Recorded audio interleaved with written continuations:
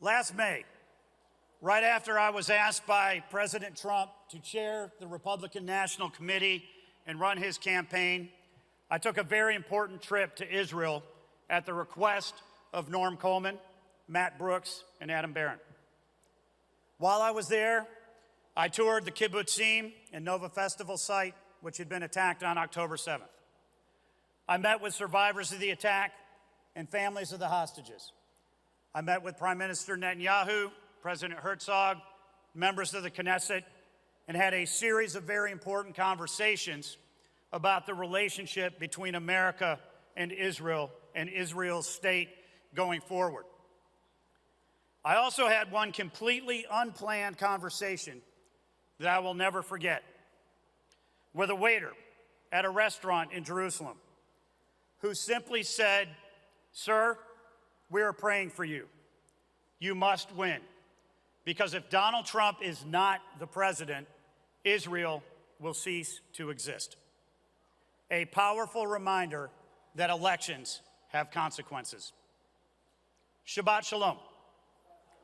It is an honor to be here with the Republican Jewish Coalition, a group which stands firmly for freedom, for the unbreakable bond that now binds the Jewish community with the Republican Party.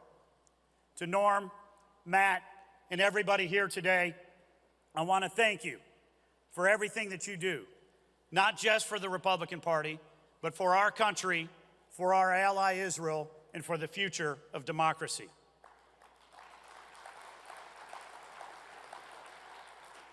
I'm very glad to say that today, almost exactly 1 year after the historic 2024 election, we are witnessing the most transformative presidential term of our lifetime. President Trump, along with the Republican House and the Republican Senate, is rebuilding our economy. He has restored our borders, he has ended the reign of the woke mob in Washington, and he has ensured that America is respected again around the world. Elections do indeed have consequences. Speaking of transformational presidents, no president in American history has done more for the Jewish people than President Donald J. Trump. When others made promises, he delivered. He recognized Jerusalem as the eternal capital of Israel and moved the U.S. Embassy there, something every president before him promised to do but never had the courage to complete. He recognized Israel's sovereignty over the Golan Heights, withdrew from the disastrous Iran nuclear deal, and stood shoulder to shoulder with Israel against terrorism and hatred. After the heroic attacks of October 7th and the catastrophic response of the Biden administration, President Trump not only stood with Israel, not only bringing our hostages home, he also ensured that Iran would never have a nuclear weapon. Under President Trump's leadership, we have experienced peace and stability in the Middle East. The Abraham Accords brought Israel and its Arab neighbors together in ways the world thought were impossible. Under his leadership, we are building on that today. And when anti-Semitism began to rise here at home, on college campuses and in our cities, President Trump acted, signing an executive order combating anti-Semitism, ensuring Jewish students can use the Civil Rights Act to hold universities accountable for their discrimination and hate. That action made history. It gave real protection to Jewish students and reminded the world that America stands firmly against anti-Semitism in all of its forms.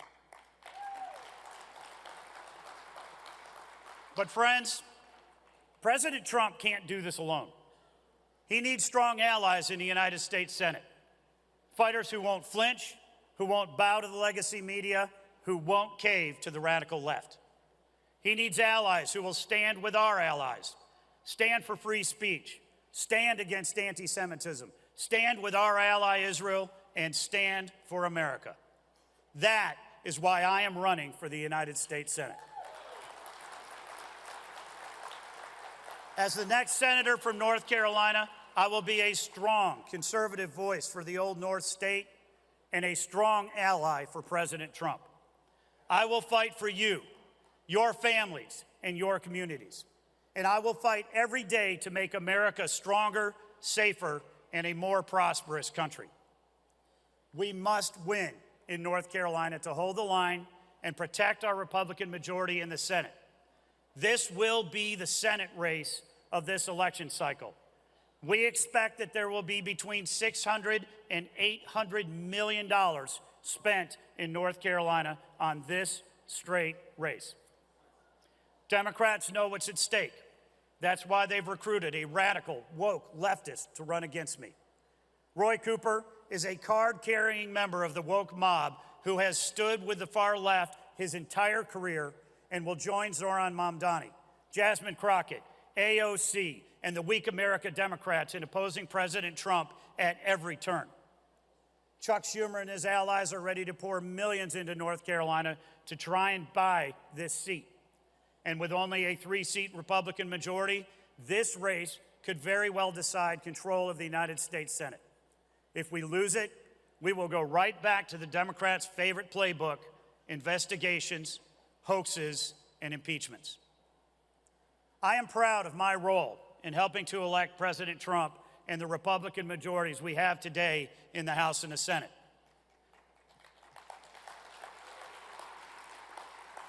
Along with Laura Trump, hundreds of campaign staff, and thousands of volunteers, we were able to get out the vote, protect the ballot, and deliver a historic victory for all of America. I'm also proud to have the President's complete and total endorsement in this race. He knows that I will fight every day to create jobs and raise wages, keep our kids and our communities safe, and ensure that our men and women in uniform have what they need to protect our interests and our allies around the world. We cannot afford to let the left take control of the Senate and block President Trump's America First agenda. We cannot go back to open borders, inflationary spending, and a weak America. Please, join me in this fight. Stand with me. Help me defend our values, our allies, and America's future. Together, we can keep North Carolina red, keep the Senate Republican, protect our allies like Israel, and keep America strong. Friends, elections really do have consequences, and history is watching us. With your help and under President Trump's leadership, we will continue to make history. May God bless you, may God bless Israel, and may God bless the United States of America. Thank you.